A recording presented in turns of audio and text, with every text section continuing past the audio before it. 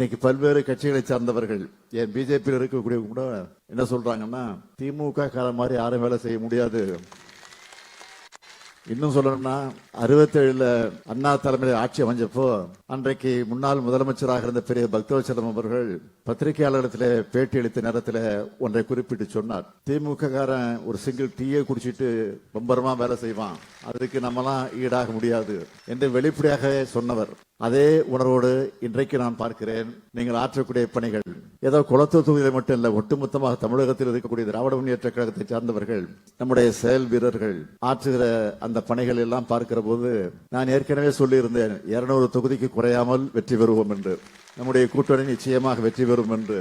ஆனால் இப்பொழுது நாம் ஆற்றிருக்கக்கூடிய பணிகள் எல்லாம் பார்க்கிற போது 200ஐயும் தாண்டி வரும் என்ற நம்பிக்கை எனக்கு வந்திருக்கு.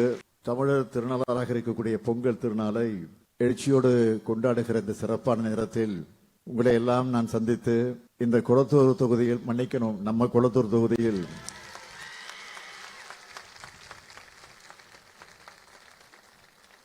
இருக்கக்கூடிய கழகத்தினுடைய செயல் வீரர்களுக்கு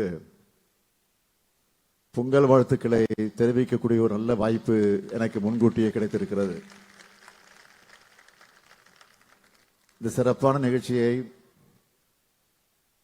அது எந்த நிகழ்ச்சியாக இருந்தாலும், கிழக்கு மாவட்டத்தினுடைய செயலாளராக செயல்பவர் இருந்தாலும், நம்முடைய தொகுதி என்று சொன்னால் அதில் ஒரு ஸ்பெஷல் இருக்கும், ஒரு எழுச்சி இருக்கும், ஒரு சிறப்பு இருக்கும், ஒரு மகிழ்ச்சி இருக்கும், ஒரு ஆர்வம் இருக்கும், ஆரவாரம் இருக்கும். நம்மையே அறியாமல் நம்முடைய உள்ளத்தில் ஒரு புலங்காகிதம் இருக்கும்.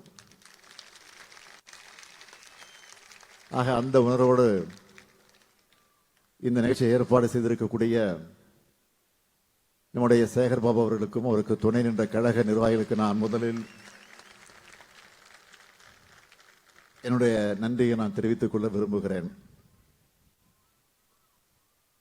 என்னதான் நான் பல நேரங்களில் குளத்தூர் நிகழ்ச்சிக்கு வருகிற போது சொல்வது உண்டு, என்னதான் நான் முதலமைச்சராக இருந்து பல்வேறு நிகழ்ச்சிகளுக்கு, பல்வேறு மாவட்டங்களில் நடைபெறக்கூடிய அரசு நிகழ்ச்சிகளாக இருந்தாலும் சரி, கழக நிகழ்ச்சிகளாக இருந்தாலும் சரி, அல்லது பொது நிகழ்ச்சிகளாக இருந்தாலும் சரி,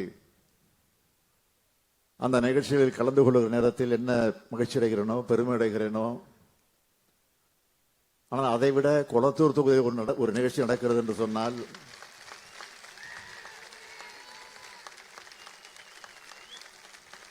அதில் ஒரு ஸ்பிரிட்டும், ஒரு வேகமும், ஒரு எனர்ஜியும் எனக்கு வந்துடுது. ஆகவே அந்த எனர்ஜியோடு தான் உங்கள் முன்னால் நான் இப்ப நின்று கொண்டிருக்கிறேன். பொங்கல் விழாவை இன்றைக்கு சிறப்பாக நாம் கொண்டாடி கொண்டிருக்கிறோம். நம்முடைய திராவிட மாடல் அரசு பொறுப்பேற்று 4.5 ஆண்டு காலத்தில் என்னென்ன திட்டங்களை எல்லாம் செய்திருக்கிறது, சாதனைகள் எல்லாம் ஆற்றியிருக்கிறது என்பது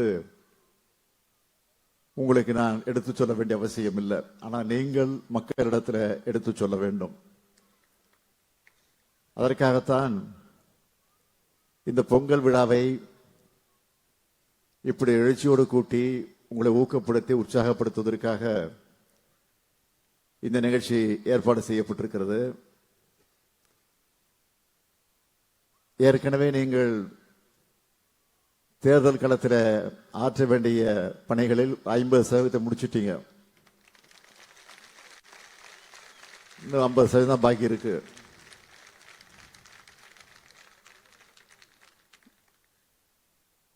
இன்னைக்கு பல்வேறு கட்சிகளை சார்ந்தவர்கள் ஏன் பிஜேபியில் இருக்கக்கூடிய கூட என்ன சொல்றாங்கன்னா, திமுக காலம் மாதிரி யாரும் வேலை செய்ய முடியாது,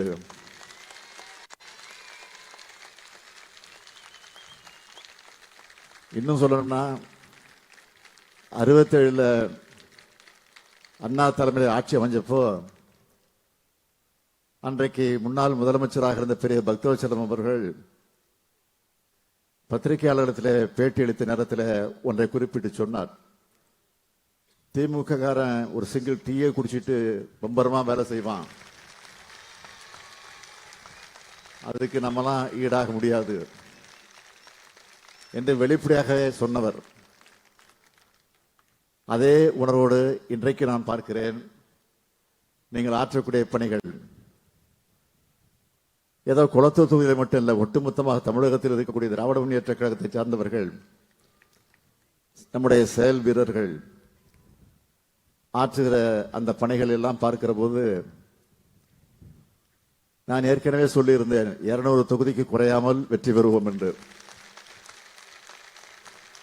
நம்முடைய கூட்டணி நிச்சயமாக வெற்றி பெறும் என்று. ஆனால் இப்பொழுது நாம் ஆற்றிருக்கக்கூடிய பணிகள் எல்லாம் பார்க்கிற போது 200ஐயும் தாண்டி வரும் என்ற நம்பிக்கை எனக்கு வந்திருக்கு.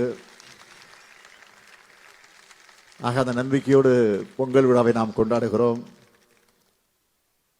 ஆக பொங்கல் விழாவை கொண்டாடுகிற இந்த நேரத்தில் உங்கள் அத்தனை பேருக்கும் என்னுடைய பொங்கல் வாழ்த்துக்களை தெரிவித்து,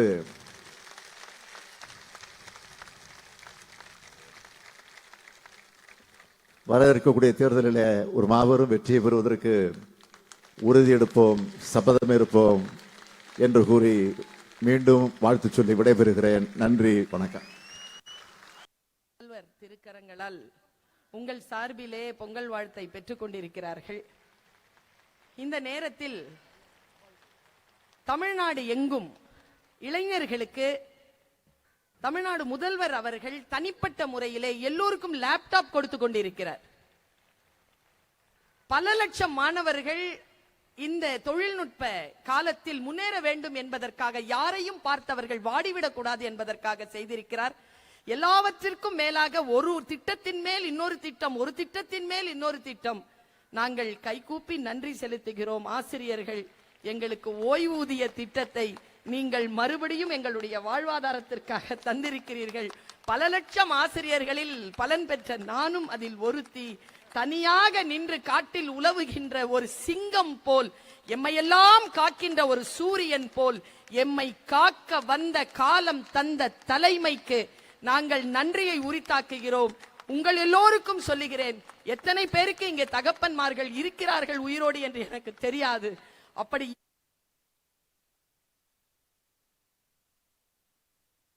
அப்பாவாக வந்து தகப்பனாக வந்து நமக்கு வாழ்த்து சொன்ன அவர்களுக்கு நாம் எல்லோரும் பொங்கல் வாழ்த்தினை சொல்லிக் கொள்வோமா? பொங்கல் வாழ்த்து முதல்வர் அவர்களே, பொங்கல் வாழ்த்து தகப்பனார் அவர்களே, பொங்கல் வாழ்த்து தலைவர் அவர்களே. எல்லோரும் எழுந்து நின்று ஒரு முறை அவருக்காக நாம் வாழ்த்து சொல்லுவோமா? அவரை கைத்தட்டி வாழ்த்துவோமா? வாழ்க வாழ்க வாழ்க ஐயா, நீர் பல்லாண்டு ஆண்டு வாழ்க, இல்லாண்டு இன்பாண்டு பண்பாண்டு பாராண்டு வாழ்க, பல்லாண்டு பல்லாண்டு பல்லாண்டு என்று தமிழர்கள் தமிழ் மக்கள் சார்பிலே உங்களை வாழ்த்துகிறோம். உங்கள் அத்துணை பேருக்கும் பொங்கல் நல்வாழ்த்துக்கள். வணக்கம்.